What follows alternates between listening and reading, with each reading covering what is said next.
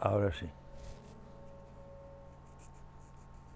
No debería entrar mucho, pero... No, porque es como el micro de corbata.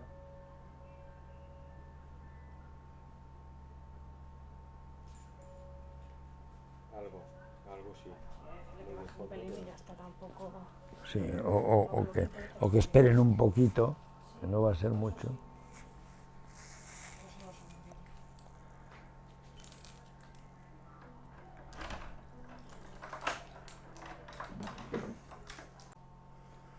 Pues, Venga, pues ya está. bueno, me imagino que ya lo sabe, ¿no? Porque tendrá una dilatada carrera, pero retomo un poquito, por favor, de la pregunta, porque mi pregunta no va a salir. ¿Vale? Entonces, lo primero sería presentarse, su nombre, apellido si quiere, Sí, su blog, a qué se dedica, muy bien. sus áreas de investigación y qué relación tiene con el mundo de la educación. Perfecto. Sí, estoy ya. Bueno, me llamo Miguel Ángel Santos Guerra, tengo apellidos contradictorios, Santos y Guerra. Yo digo que el primero es para disimular, y que es más verdadero el segundo, porque hay que pelear, hay que hacer guerra contra la injusticia, la desigualdad, el mal en el mundo. He dedicado mi vida a la educación. Yo pienso que la educación es muy importante para las personas, entendida como el desarrollo pleno de las potencialidades, como la capacidad de aprender a pensar y aprender a convivir. Y es importante para las sociedades. Yo digo que la historia de la humanidad es una larga carrera entre la educación y la catástrofe. Fui algunos años profesor de primaria, luego de bachillerato, luego director de un colegio en Madrid y luego he trabajado en la Universidad Complutense de Madrid, la de Málaga, y en otras universidades, como la Universidad Nacional de Educación a Distancia. Y he impartido conferencias por todo el mundo. Solamente en Argentina he estado en 125 ciudades diferentes. He escrito 76 libros hasta el momento y yo creo que la reflexión, por una parte, y el compromiso de la educación, por otra parte, son imprescindibles para resolver los problemas del mundo. Pienso que la verdadera solución a los problemas no está ni en los cuarteles, ni en los bancos, ni en las multinacionales, ni en los despachos ministeriales, ni en las iglesias. Yo pienso que está en la educación. ¿Por qué la solución profunda a los problemas? Porque la educación, sea en escuelas convencionales, sea en escuelas alternativas, sea en el seno de la familia, en escuelas libres, la educación, a mi juicio, es diferente a la instrucción. La instrucción es saber muchas cosas. Pero ¿para qué se utilizan? Si todo el conocimiento que adquiriésemos lo utilizásemos para dominar, explotar y engañar mejor al prójimo, más nos valdría no tenerlo. Porque lo que estamos haciendo con el conocimiento sería hacer más sofisticada la ley de la selva. Cuando el más fuerte físicamente domina al más débil físicamente, pues tenemos un nivel de selva más controlable que si además el que sabe mucho engaña al que sabe menos.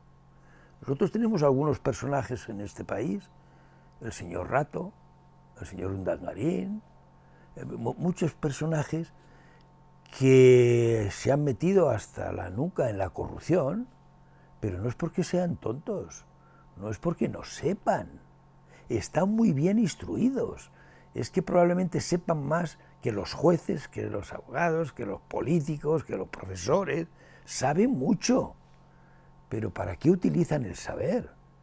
Lo utilizan para engañar, para explotar, para dominar, para robar. De modo que a mí me parece que es muy importante distinguir que educación no es mera instrucción, que educación no es mera socialización, es decir, ayudar a que las personas tengan éxito en la cultura, y por supuesto está muy alejada del adoctrinamiento. El adoctrinador no deja libertad. El adoctrinador impone ideas por la fuerza, impone valores por el dominio. Entonces yo creo que un adoctrinador es un tirano, es un fanático, pero no es un educador. Entendida así la educación como aquella fuerza que hace que la persona sepa discernir, entender el mundo, saber las causas y los efectos, saber que hay hilos ocultos, saber quién los tiende, saber que esos hilos se pueden cortar, tiene ese componente, se adquiera donde se adquiera.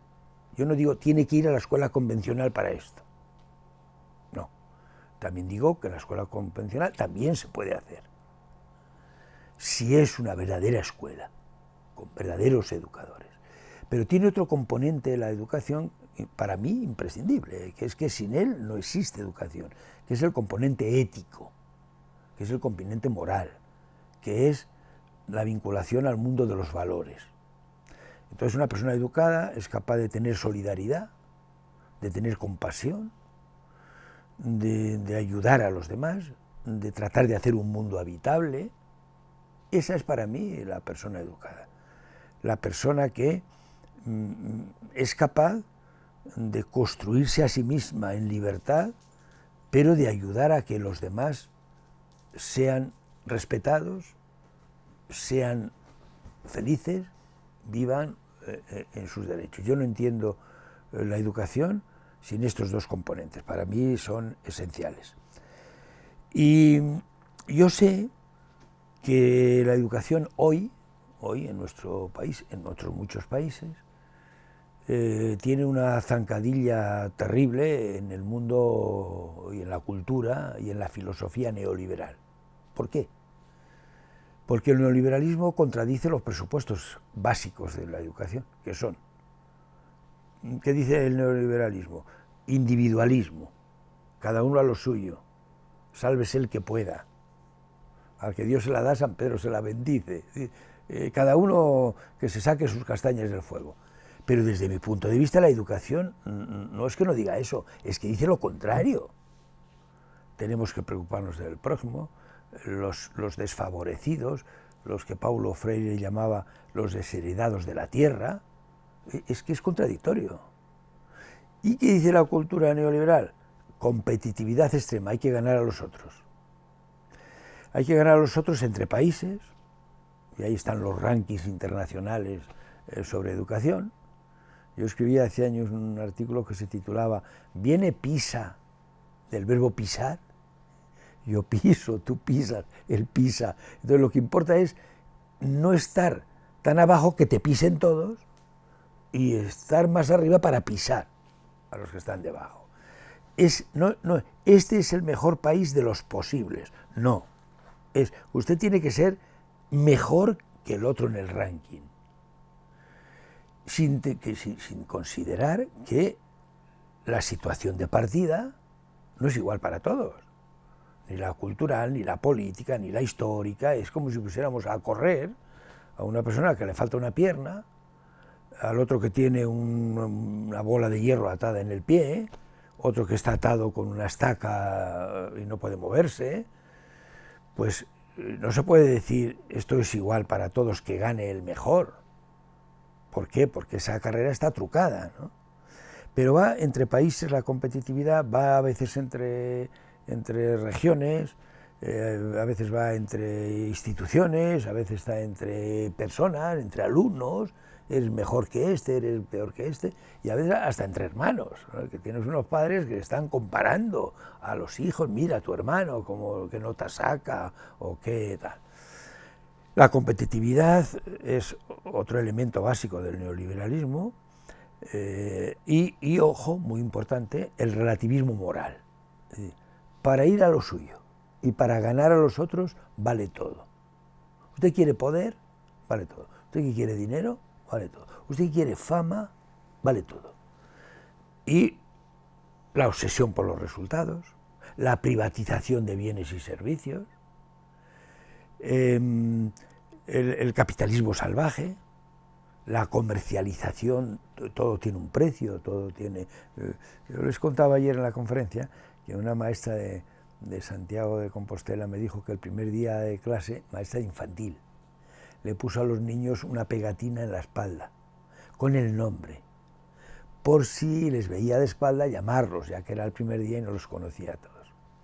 Y a uno de los niños se le cae la pegatina al suelo, y la recoge, y va con ella a su profesora, y le dice: señor, se me ha caído el precio. Se le ha caído el precio, su precio. Como todas las cosas tienen precio, él también tendrá el suyo, y es lo que se le ha caído. Y claro, cuando privatizamos, que es lo que pasa, si usted tiene dinero, tendrá educación. Si usted tiene dinero, tendrá salud. Si usted tiene dinero, tendrá comunicación. Si usted tiene dinero, tendrá seguridad. Y el que no lo tiene, bueno, pues es un desgraciado. Si yo hago un transporte desde Eugena hasta La Coruña, privado, ¿cuál es la parada de ese recorrido que se elimina primero? Pues un pueblecito que tiene 10 habitantes. ¿Y por qué se elimina? Porque no es rentable. Pero ¿quién se pregunta cómo van estos señores a La Coruña? Que son los que no tienen dinero para un taxi, para un coche privado, para un chofer. Bueno, la privatización de los bienes y de los servicios es otro daño terrible de esta cultura que lo invade todo, que lo impregna todo, y por eso yo digo que las instituciones de educación, sean convencionales, sean alternativas, tienen que ser hoy instituciones contrahegemónicas, es decir, instituciones que van contra la corriente. ¿Qué pasa? Que es más fácil dejarse arrastrar que superar la corriente. También, yo se lo decía ayer a los asistentes a la conferencia, les decía que solo a los peces muertos los arrastra la corriente. Solo a los peces muertos les arrastra la corriente. Pero desde luego no estamos en la estratosfera ni en una campana de cristal, estamos influidos por estas prácticas, por estas concepciones, por estas actitudes que contradicen lo esencial de la educación. Hace poco me encontré con un artículo que cuando lo leí me dejó noqueado. La escuela no sirve para nada. Bueno, yo he estado desde los 19 años en la escuela. Pensé, tiré mi vida, la he desperdiciado, si no vale para nada lo que he hecho. Lo firmaba en el artículo Philippe Perrenot, que es un sociólogo que está haciendo aportaciones muy importantes a la reflexión sobre educación en el mundo. Cuando vi su nombre me tranquilicé, y cuando empecé a leer el artículo comprendí el significado del título. Él dice: Bin Laden y los terroristas son personas muy instruidas. Los que dirigen el sindicato del crimen en el mundo son personas muy instruidas. Los presidentes de las multinacionales que se burlan del interés público son personas muy instruidas. Y de los 12 dignatarios nazis que decidieron abrir las cámaras de exterminio, más de la mitad tenían un doctorado, de donde se deduce que un alto nivel de instrucción tiene muy poco que ver con el orden de la ética. Ahí está la clave. ¿Cuál es la finalidad de las instituciones de educación? Enseñar a pensar, no enseñar qué pensar, enseñar a pensar y enseñar a convivir. Cuando fue elegido el señor Donald Trump para la presidencia de los Estados Unidos, el director del periódico donde yo escribo semanalmente en un blog sobre educación desde hace ya muchos años, desde el 2004, todos los sábados, invito a quienes me escuchen a participar en el blog, a leer y a participar, porque es un blog en que se puede dar opinión y plantear debates, me parece muy importante. Bueno, el director del periódico invita a varios colaboradores a escribir un artículo sobre la elección del presidente. Yo lo titulé El problema no es Donald Trump. Yo decía, el problema es que haya tantos millones de votantes de Donald Trump. Y el segundo problema que yo planteaba es a qué escuela fueron los votantes de Donald Trump. Es decir, ¿qué aprendieron? ¿Qué les enseñaron? ¿Cómo son capaces de analizar la realidad así? ¿Y cómo son capaces de votar así a un señor que a la víspera de las elecciones se muestra un machista, se burla de las mujeres y dice cosas que se puede hacer con ellas? Pero yo, una mujer, yo no puedo votarle si estoy preparada intelectualmente, si tengo una sensibilidad, y se muestra xenófobo y se muestra prepotente. Es que dice en una entrevista que yo la oí, si yo mato a una persona hoy, en la calle, a tiro limpio, a mí me votan mañana igual. Bueno, usted me está tachando de ser un perfecto imbécil, porque yo, si usted hace eso, no le voy a votar. Pero ¿cómo tiene tantos millones de votantes? ¿Cómo han aprendido a analizar la realidad las personas que lo votan? ¿Qué sensibilidad tienen para con los inmigrantes, para con las mujeres, y a mí me parece que eso interpela de manera muy contundente lo que se hace en las instituciones educativas. Un segundín, que voy a decirles que bajen un poquito el volumen, porque creo que si no... Ahora, me he enterado ahora, porque no estaba entrando, no hace mucho que están. Lleva ya unos minutines. Pues no estaba yo, pero... Voy a decirle, vaya a ser que se cuele mucho. Esperamos, ¿no? Sí, un segundo. Muy bien, muy bien. Tú interrúmpeme cuando quieras y quieres que vaya por otro camino. ¿No entra? No, porque cuando estamos en silencio aquí no marca nada. No, pero es que ahora no está sonando. Realmente se está haciendo la entrevista usted solo. Bueno, tú... Es un poco una maravilla. Bueno, yo estoy en vuestras manos. Yo creo que a lo mejor ahora lo que podríamos tratar, si le parece bien, es un poco la importancia de eventos como este, como el FAFE. Y eso por un lado, y por el otro, ¿cuál es la pregunta que siempre se me olvida? Esta, ¿no? Sí. Vale, pues entonces, Bueno, y me gustaría sí, terminar la...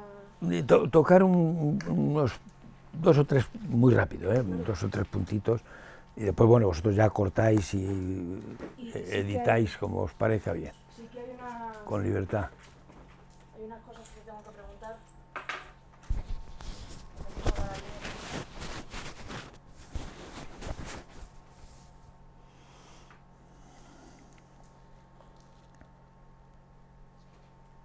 Un segundo, disculpe.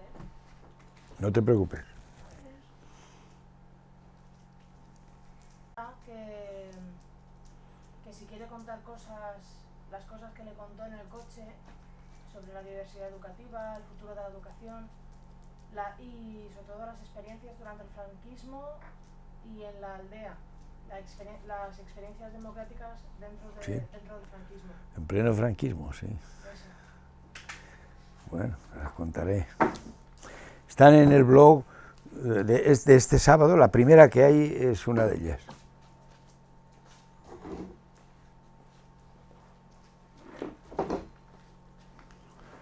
Bueno, vamos a ver entonces.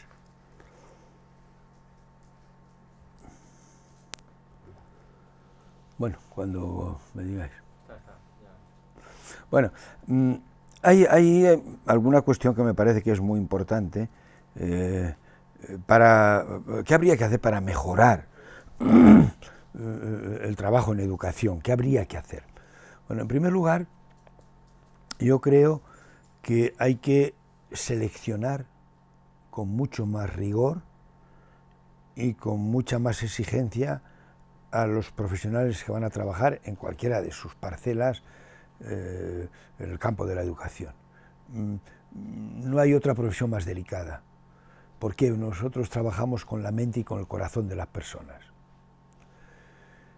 No puede hacerlo cualquiera, primero por su dificultad. En cualquier profesión, el mejor profesional es el que mejor manipula los materiales, pero en esta es el que más los libera, el que más y mejor y más pronto los libera. Esto es muy complicado, ya lo digo, no puede hacer cualquiera. Entonces hay que seleccionar a los mejores profesionales y a las mejores personas de un país, y no como sucede, el que no vale para otra cosa, vale para estas tareas. Esto es terrible, esto es terrible. Yo viajo mucho a Argentina y me decía una maestra, hoy una niña va a casa todos los días y dice, qué maestra más inteligente tengo, mamá. Hoy mamá, no veas qué maestra tan inteligente, qué maestra... Y le dijo la mamá, haciéndose eco de este estado de opinión, mira hija, no insistas, no será tan inteligente si es maestra. ¿Qué quiere decir? Que si fuera inteligente sería médica, o sería abogada, o sería otra cosa. Pero para ser maestra no hace falta grandes cualidades. Entonces, ese proceso de selección a mí me parece que tiene que revisarse en una sociedad. Los mejores tienen que estar en esta tarea que es tan importante y que es tan compleja. Segundo, y para hacerla tienen que formarse de una manera adecuada. Hace unos años escribí un artículo que se titulaba El currículum del nadador. Entonces era una institución que tenía la tarea de enseñar a nadar. Pero el currículum lo construían de esta manera. Una asignatura, química del agua. Otra asignatura, historia de la navegación. Otra asignatura, campeones olímpicos de natación. Filosofía del nadador, psicología del nadador, marcas olímpicas. Bueno, todo sentado y todo en seco. Pero es que así no lo puede aprender. Puede saber cosas, pero no puede saber nadar. Y la parte práctica, pues es ver un vídeo de Mark Speed y hacer un trabajo de 500 folios y entrevistar a nadadores y observar a nadadores, pero sin ver el agua. Entonces, la formación es otra cuestión fundamental. Y después las instituciones tienen que repasar de manera muy crítica y autocrítica, abiertas a la crítica y ejerciendo la autocrítica, qué es lo que estamos haciendo, qué es lo que queremos hacer y qué pasa haciéndolo así. A mí las instituciones me parecen barcos en alta mar.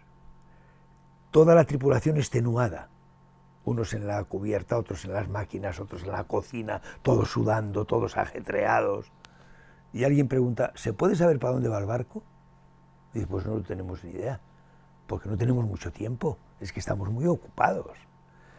Bueno, pues yo lo digo de una manera muy lapidaria, no hay nada más estúpido que lanzarse con la mayor eficacia en la dirección equivocada. Es decir, yo quiero tener ciudadanos solidarios, pero ¿de esta forma de actuar salen solidarios o salen egoístas? Yo quiero personas críticas y esta forma de hacer la escuela hace que tengamos ciudadanos críticos o ciudadanos adocenados, ciudadanos repetitivos, ciudadanos obedientes, ciudadanos sumisos. Pues es que es imprescindible plantearlo. Bueno, y hay una cuestión fundamental en lo político, en lo educativo, en lo familiar, que para mí es esencial. El ruido de lo que somos llega a los oídos de nuestros hijos y de nuestros alumnos con tanta fuerza que les impide oír lo que decimos. Es decir, que no hay forma más bella y más eficaz de autoridad que el ejemplo. Una sociedad que estuviera sentada en valores no necesitaría educación en valores. Es que lo aprenderían por osmosis. Ahora, si se contradicen y se niegan en las prácticas, por eso tenemos que hablar tanto de ello. A mí me gusta mucho contar anécdotas, porque son muy ilustrativas de lo que quiero decir. Y a propósito del ejemplo, yo cuento que un señor tiene un huerto y vende frutas. El huerto está al lado de su casa. Y una noche cenando oye ruidos en los árboles. No hay viento, no hay tormenta, no hay lluvia, y sorprendido sale con una linterna a ver qué pasa. Y uno de los árboles oye ruidos. Y enfoca con la linterna y ve que hay un chico con un saco robando la fruta. Bájate, es el pan de mis hijos, ¿cómo se te ocurre venir a robarme a mi casa? Dame todo lo que me has llevado. El chico baja, le da el saco, y el señor le dice, y ahora mismo, delante de mí, vas a llamar a tu padre y vas a explicarle lo que has hecho aquí. Y le da el móvil para que marque el número. Pero el chico, en lugar de marcar, mira para la copa del árbol y dice: papá, baja, que hay un señor que quiere hablar contigo. Este señor, cuando baja del árbol, no le puede decir al hijo: no se roba. Bueno, se lo puede decir, pero es una broma sarcástica, ¿no? Porque con el ejemplo le está diciendo lo que hay que hacer. Bueno, se pueden hacer cosas importantes dentro de las instituciones convencionales. Se puede. Explicación y argumentación, porque alguien las hace. Porque si no se pudiera, nadie las haría. En mis 2 últimos artículos del blog he hecho referencia a 2 que yo puse en marcha, una en un aula y otra en una institución entera. En plena dictadura, una es del 62 y otra del 72, funcionaban democracias, con asambleas libres, con opiniones libres, con elecciones. Bueno, la idea era la construcción de una ciudad. Las normas, las leyes, la Constitución nacía de los propios alumnos, las autoridades eran elegidas por ellos, el periódico de esa ciudad estaba editado por ellos, había encargados de deportes, de cultura, de festejos, había jueces que intervenían, pero todo nacía de los propios alumnos. La primera experiencia es de un aula y la segunda es de una institución, la institución entera. Los artículos, los 2 en los que cuento estas experiencias, la primera se titula Una ciudad llamada Adelante, que fue el nombre que en una asamblea con mucho debate eligieron, y la segunda se llama Walden 3, porque una ciudad utópica, había una utopía que escribió Thoreau que se llama Walden, mi vida en los bosques, una segunda Walden 2, utopía escrita por Skinner, y nosotros creamos Walden 3. Y en esos 2 artículos hago una descripción de lo que planteábamos allí. Y aprovecho para decir que hay un amigo mío, un pedagogo italiano, que dice que las escuelas son ilegales. Las escuelas son ilegales. Dice, porque hay una ley, no un consejo, una ley sobre la infancia que dice: los niños deben ser consultados en todos aquellos asuntos que les conciernen. Les concierne la institución escolar, claro, se les consulta nada, ni el currículum, ni las normas, nada. Y dice, bueno, pues son ilegales porque quebrantan la ley, esa ley de la infancia. Por eso yo entiendo que la participación es muy importante. Solo desde la participación hay responsabilidad, solo desde la participación hay implicación y solo desde la participación plena hay creatividad. Me parece que es fundamental. Y quiero decir algo también sobre FACE. A mí me parece que este evento tiene unas finalidades que en buena medida se consiguen por el hecho de plantearlo, que es el encuentro, el debate, el diálogo entre perspectivas muy diferentes. Todo lo aprendemos entre todos. A mí me parece que una estructura como esta, con muchas opciones, con mucha creatividad, con mucho debate, nada jerárquica, en un marco ecológico muy sano, permite el encuentro de las personas, permite el diálogo, facilita e impulsa la creatividad, genera compromiso porque ¿qué queremos? Pues la construcción de personas más críticas, de personas más solidarias, de personas más compasivas, y permite que muchas iniciativas se puedan conocer, se puedan discutir, se puedan copiar, se puedan adaptar a otros contextos. A mí me parece que es una feliz iniciativa, que además al tener continuidad va generando pues un estado de opinión, ¿no? Va generando una inquietud, va canalizando muchos esfuerzos, muchas inquietudes, muchas iniciativas, desde el respeto máximo a la peculiaridad, al pensamiento, a la actitud de cada persona. Yo he trabajado mucho y he escrito de mis libros, que ahora recuerde, 2 sobre esta cuestión, la importancia de la diversidad, de atender la diversidad, de sentir la diversidad, de amar la diversidad. No es que desgraciadamente seamos diferentes, afortunadamente somos distintos. Y he escrito en Bogotá un libro que yo creo que tiene un título muy certero y original sobre la diversidad, que es La gallina no es un águila defectuosa. La gallina es una gallina, y tan respetable como el águila. No se le puede pedir a la gallina que vuele a la altura del águila ni a la velocidad del águila, pero a la águila no se le puede pedir que ponga los huevos que pone diariamente la gallina. Dudé si titularlo el dromedario no es un camello defectuoso, pero pensé, la gallina no es un águila defectuosa, me parece que tiene más fuerza. Es decir, que un niño agnóstico o ateo no es un niño creyente defectuoso. Una niña no es un niño defectuoso. Un inmigrante no es un autóctono defectuoso. Un negro no es un blanco defectuoso.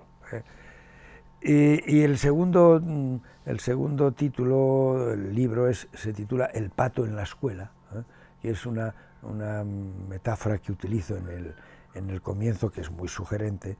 Dice que los animales del bosque decidieron, para solucionar los problemas del nuevo mundo, decidieron organizar una escuela, y entonces el currículum consistía para todos igual, en correr, trepar, nadar y volar. Pero claro, cuando a la liebre le ponen a nadar, pues tiene un síndrome de frustración, tiene un problema de ansiedad. Y claro, cuando al pato le ponen a correr, pues el pato destruye sus pies membranosos y ya no puede ni nadar siquiera, ¿no? Esa metáfora que pide que cada uno puede aprender solo con su estilo, con su ritmo, con sus deseos, con sus necesidades, con sus expectativas, con sus cualidades. No, todos a la vez, todos lo mismo, todos en los mismos tiempos, todos de la misma forma. A propósito de esta cuestión, yo digo que hay 2 tipos de alumnos en el sistema educativo, 2 grandes tipos, los inclasificables y los de difícil clasificación. ¿Qué quiere decir? Que cada uno es diferente. Y si 1 centímetro cuadrado de piel nos hace distintos a miles de millones de individuos, que será todo el pellejo, con todo el interior, toda la historia, todas las vivencias, todas las emociones. ¿Cómo se puede tratar por igual? Hace unos años, yo creo que está en el blog, utilicé una historia que tiene una potencia enorme, ¿no? Lo titulé El lecho de Procusto. Procusto es un bandido del Ática que ha construido una cama, el lecho de Procusto, una cama de hierro, y él sale por las calles, detiene a los viandantes, los invita a cenar en su casa, y después de la cena los tiende sobre el lecho y ajusta la cabeza del individuo a la cabecera de la cama y lo extiende, y si le sobran los pies se los corta, y si es más pequeño que la cama lo descoyunta para hacer coincidir la cabeza con la cabecera y los pies con los pies de la cama. Y yo me pregunto al acabar este artículo, ¿no es la escuela el lecho de Procusto? Es decir, en lugar de acomodar la cama al tamaño del individuo, acomoda el individuo al tamaño de la cama. Es decir, que si hay un superdotado en la escuela, pues le cortamos las piernas. Y si hay una persona que no llega, pues lo descoyuntamos para que mida lo que todos miden. Y digo en el artículo que Procusto fue muerto por el rey Teseo, ya que le aplicó el mismo castigo que él infligía a sus víctimas. También le puso en el lecho, ¿no? Para mí muy preocupante. Por eso considero tan importante, y hace poco di una conferencia en Valencia, la escuela que ama, siente, entiende y atiende la diversidad. Solo así se puede hacer el trabajo, cuando cada uno es querido, respetado, ayudado a alcanzar la máxima potencialidad que puede desarrollar. Bueno, yo estoy encantado de haber estado en FACE, de haber aceptado la invitación que me hizo Dara. Quiero felicitarle a él, a todos vosotros, por el trabajo que sé que hay detrás. Los que no están habituados a participar en estas experiencias no saben que para que haya aquí 700 personas ha habido que moverse mucho. Hay gente que creen que caen del cielo el día que comienza, los 700 aquí, y los invitados también se ponen aquí sin ningún trabajo previo. Hay muchas horas, mucho esfuerzo, mucho nerviosismo, mucha preocupación, mucho cuidado, y yo os quiero agradecer el esfuerzo que habéis hecho, agradecer la invitación que habéis hecho conmigo este año y haberme permitido compartir y sentir estas preocupaciones con vosotros y vosotras. Así que muchísimas gracias y enhorabuena y adelante. 76 libros en 76 años. Sí, tengo 76 años. A mí me pasa como al escritor francés Edmond Rostand, que dice que cuando cumplió 76 años, el día de su cumpleaños se miró al espejo. Y mientras se miraba en el espejo dijo, los espejos, desde luego, ya no son lo que eran. Entonces, me parece que después de 36 años hay que en la vida va desmoronando las ilusiones de partida, y hay personas que en la experiencia aprenden a hacerlas más sólidas, a hacerlas más profundas, a compartirlas, ¿no? Y esa trayectoria vital depende de muchas cosas que nos pasan, pero sobre todo depende de cómo las afrontamos. Por eso, con la misma realidad, te encuentras con 20 centímetros que separan primero A de primero B, en una escuela convencional, un profesor entusiasmado, ilusionado, apasionado, que hace felices a los niños, ¿eh? Y al otro lado, con todo igual, la misma ministra, el mismo consejero, el mismo sueldo, el mismo director, una persona atormentada, entristecida, torturadora, que hace desgraciados a todos los que mira. Por eso a mí me parece muy importante, en esto que me preguntas, 76 años, 76 libros, cómo la experiencia puede ser vivida de una manera positiva, aleccionadora, enriquecedora. A mí esto me preocupa mucho. Y hace unos años dirigí una tesis sobre cómo envejecen los profesores en la enseñanza. ¿Cómo envejecen? A medida que tenemos más años nos vamos haciendo más ¿qué? Más inteligentes, más humildes, más sabios, más felices, más optimistas, o nos vamos haciendo más cáusticos, más cínicos, más pesimistas, más tristes, más vagos, ¿eh? Y yo entiendo que el optimismo es consustancial a la educación. Sin optimismo podemos ser buenos domadores, pero no buenos educadores. ¿Por qué? Porque la educabilidad se rompe en el momento que pensamos que el otro no puede aprender y que nosotros no podemos ayudarle a conseguirlo. Y es tan consustancial el optimismo a la educación como mojarse para el que va a nadar. Para mí esto es fundamental. Por contra, he visto personas que, como se cuenta de los habitantes de la ciudad de Potosí, en Bolivia, dicen que son pesimistas. Se les ha acuñado el siguiente dicho: cuando un potosino se desmaya, no vuelve en sí, vuelve en no. Y entonces algunos se levantan por las mañanas y en lugar de volver en sí, vuelven en no. No es posible, esto es un desastre, cada vez vamos peor, esto no se puede hacer nada con estas familias, con estos alumnos, con estas... es imposible, cada vez peor. Y yo creo que hay que alimentar el optimismo, porque no depende tanto de qué pasa, sino cómo vivimos eso que pasa. Muchísimas gracias a vosotros por la entrevista. Yo estoy encantado de haber estado aquí.